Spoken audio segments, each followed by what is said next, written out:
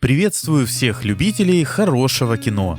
В этом выпуске я расскажу вам о мелодраме 2001 года под названием «Сладкий ноябрь». Отдай мне брюки и рубашку. А зачем одежда?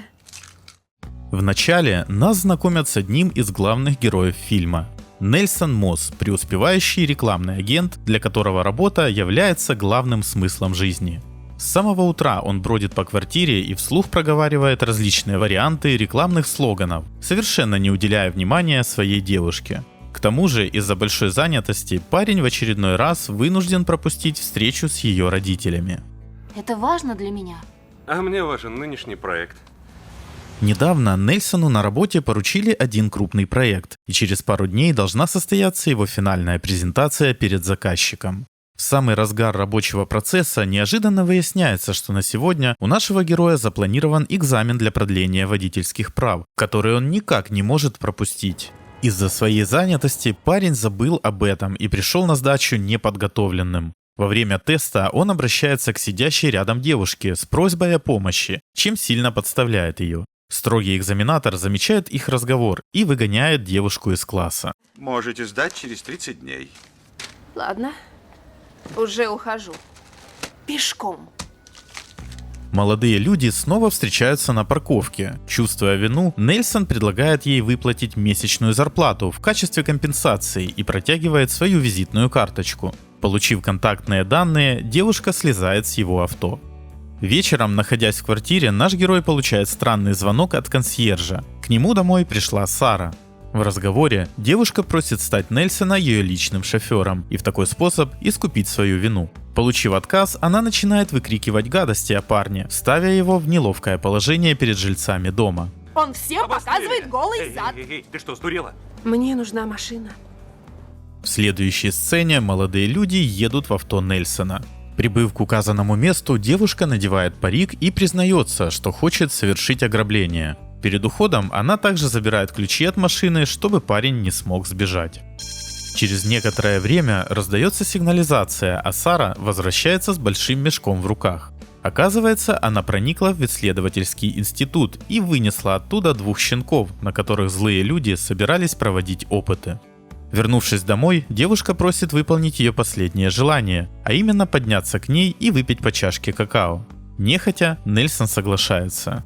Все время, пока молодые люди находились вместе, Сара неплохо изучила парня и пришла к выводу, что он ужасный трудоголик, который в действительности несчастен. Сара предлагает заключить с ней выгодную сделку, но для этого парню придется пойти на небольшие жертвы. Он ровно на месяц переезжает к ней жить и на это время полностью забывает о своей работе, а взамен она помогает решить все его эмоциональные проблемы и вернет радость к жизни. Октябрь на исходе. Можно начать в 1 ноября. Нельсону такое предложение кажется полным бредом. Он обзывает девушку сумасшедшей и перед уходом угрожает ей полицией, если та еще раз заявится к нему.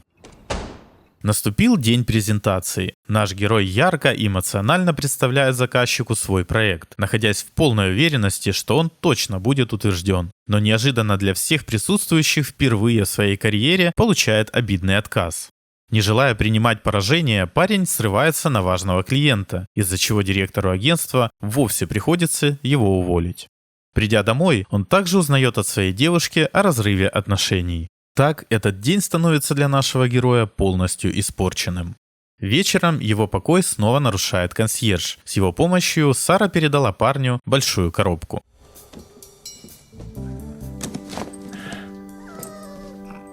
Вот наказание. Вернув подарок, Нельсон рассказывает девушке о своем ужасном дне, а та предлагает снова обдумать ее предложение, ведь он одинок, а к тому же безработный, а значит терять больше нечего. На улице, стоя под дождем, Саре все же удается убедить парня, после чего они возвращаются в дом, где проводят первую совместную ночь. Проснувшись утром, Нельсон сразу же звонит своему помощнику и просит организовать ему встречу с руководителем крупного рекламного агентства. Он не воспринял предложение девушки всерьез и поэтому собирается уйти. Сара, увидев это, отбирает у него телефон и сообщает, что раздала его одежду бедным. По ее мнению, первым шагом к реабилитации парня будет избавление от его строгого стиля в одежде, мобильного телефона и наручных часов. На этом месте их разговор прерывает вошедший без стука сосед. Мужчина спокойно наливает себе кофе и, как ни в чем не бывало, начинает заигрывать с девушкой. Увиденное становится для нашего героя последней каплей. Разозлившись, он выходит из дома. Но на улице странные вещи не перестают происходить. Все вокруг знают, что Сара меняет парней каждый месяц и относится к этому вполне нормально. Даже местный мальчуган, увидев Нельсона, сразу догадывается, кто он. Ты ноябрьский? Я что, брежу? Все это кажется нашему герою полным безумием. Он никак не может понять, почему девушка ведет такую странную жизнь. Сара лишь отвечает, что на это у нее есть весомая причина, после чего просит парня уделить ей самое ценное, что у него есть – свое время. Нельсон соглашается выделить всего 1 сутки. Весь следующий день молодые люди проводят вместе. Сара на своем примере показывает парню, что в жизни не обязательно работать только ради выгоды. Можно делать много разных вещей просто из удовольствия, будь то выгул собак или ведение бизнеса. Она также рассказывает о своем прошлом, о тех парнях, которые были до Нельсона, и о том, как она им помогла. Нашего героя прежде всего интересует, почему девушка заводит отношения только на месяц, на что получает ответ, что именно этого времени как раз достаточно для успешной реабилитации, без болезненных осложнений. Наконец, сутки подошли к концу, а значит Нельсону пора уезжать, но Сара впервые не пытается его остановить. Она уверена, что парень сам захочет к ней вернуться, как только окажется наедине в своей скучной квартире.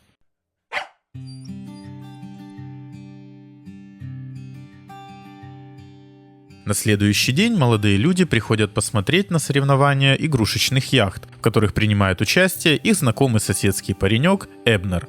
Его яхта заметно отличается от остальных, так как он ее делал самостоятельно. Мальчик является сиротой.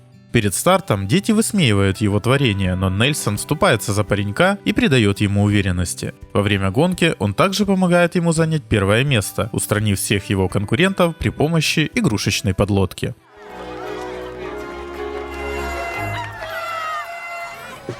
Я победил. Это событие помогло нашему герою на время ощутить себя в роли отца. По мнению Сары, он неплохо справился с этим заданием, хоть и по-своему. Позже, оставшись наедине, молодые люди говорят по душам.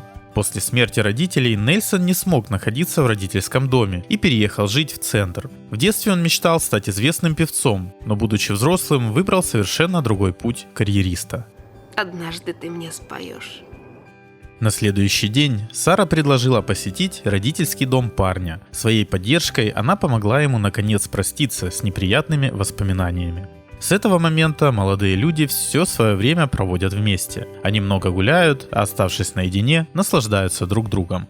В один из дней идиллию ребят вновь прерывает сосед, чтобы пригласить их к себе на праздничный ужин. Придя к нему домой, Нельсон замирает у входа. Он совсем не ожидал увидеть мужчину в таком образе, да еще и в компании бойфренда.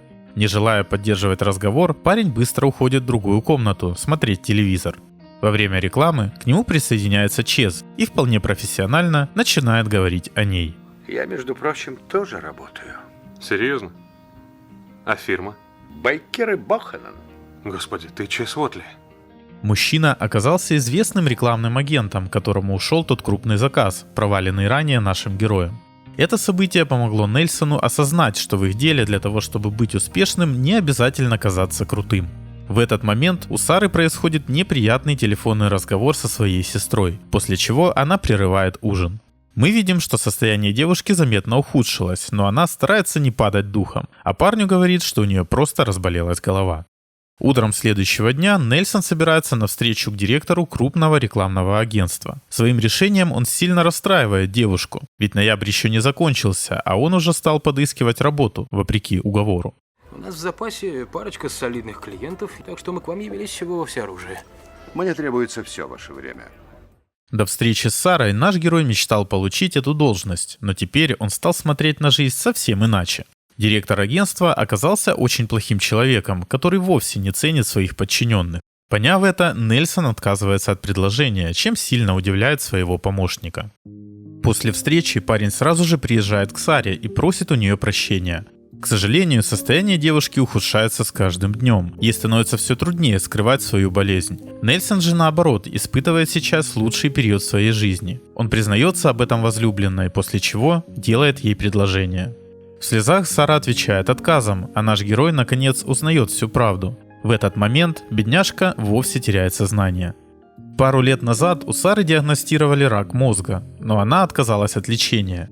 Девушка решила провести остаток своей жизни без больничных палат и сострадания родных. Она стала жить по собственным правилам, стараясь не обременять никого своей болезнью. Именно поэтому ей приходилось так часто менять парней. Нельсон стал единственным, кто узнал ее секрет, из-за чего девушка решила закончить их отношения раньше срока. Наступил День Благодарения. Во время праздничного ужина наш герой неожиданно появляется в квартире Сары с огромным мешком в руках. Начинается трогательная сцена, в которой парень через символические подарки демонстрирует свою привязанность, а в конце перформанса исполняет для Сары песню в музыкальном баре. Вернувшись домой, девушка обнаруживает свою квартиру целиком обвешанную календарями. Каждый месяц. Ноябрь, Сара. Я люблю тебя каждый день. Всю следующую неделю молодые люди провели вместе, но Сара все равно решила поступить по-своему. Утром 1 декабря она ставит Нельсона перед неожиданным фактом. Девушка переезжает к родителям, чтобы он не видел ее страданий. Так, по ее мнению, их отношения останутся идеальными, и парень запомнит ее такой, какая она есть. Во время прощания герои признаются друг другу в любви, после чего расстаются навсегда. Спасибо всем, кто досмотрел видео до конца. Делитесь своим мнением об этом фильме ниже в комментариях.